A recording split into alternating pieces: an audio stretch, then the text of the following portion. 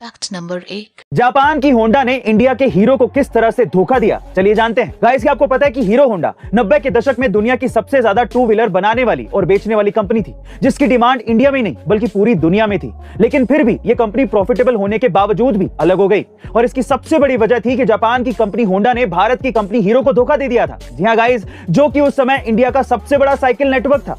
उसने जापान की होंडा के साथ सिर्फ टेक्नोलॉजी के लिए कोलैबोरेट किया था, लेकिन होंडा ने इसका गलत फायदा उठाना शुरू कर दिया और खुद तो अपनी बाइक्स को अमेरिका और रशिया जैसे अमीर देशों में बेचता था, लेकिन हीरो को सिर्फ नेपाल, भूटान और बांग्लादेश जैसे गरीब देशों में ही अपनी बाइक बेचने की परमिशन देता था। और ये बात हीरो को बिल्कुल भी अच्छी नहीं लगी थी, क्योंकि पूरा नेटवर्क तो हीरो ने बनाया था और होंडा सिर्फ टेक्नोलॉजी के दम पर मजे ले रहा था।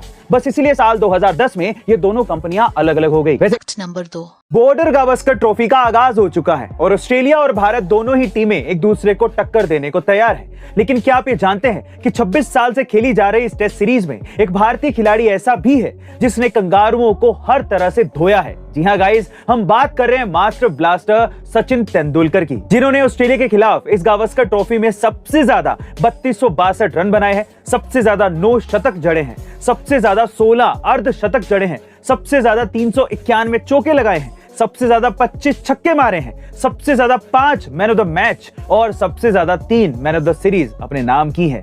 मतलब कि सचिन तेंदुलकर ने बॉर्डर गावस्कर ट्रॉफी पर हमेशा से ही राज किया है और शायद यही वजह है कि उन्हें लोग क्रिकेट का भगवान कहते हैं।